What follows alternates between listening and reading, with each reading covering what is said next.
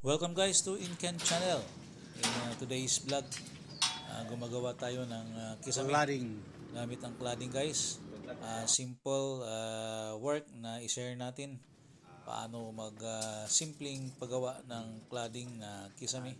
Dito tayo sa front, dito sa labas, exterior cladding or kisame ang ginamit natin gamit ang cladding. At naglalagay tayo ng paring dito sa gitna para hawakan nito yung wiring na hindi siya bababa. At ito guys, ang ginagawa natin ngayon, kaya-kayang gawin ito pero medyo mataas kaya naglalagay tayo ng tambara dito ng kawayan. So tinitingnan natin kung tuwid ba ang pagdugtong natin. So minsan kailangan natin gumamit ng sabit lang natin dito sa gilid. So kailangan natin dito cladding, metal paring, blind rivets.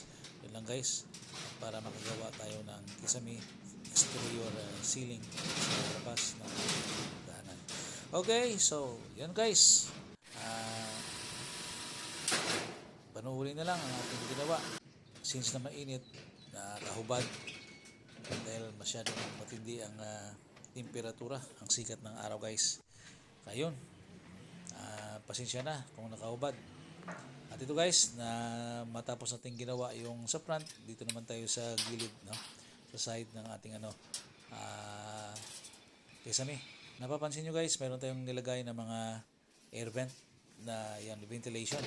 Kailangan natin yan para hindi masyadong mainit at dito yung init sa loob ay lalabas dito sa exterior na kisame natin. Okay guys, yun guys.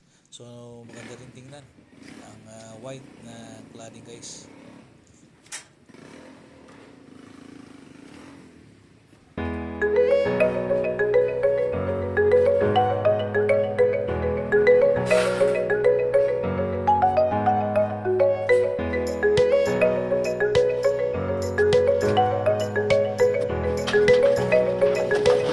Jump.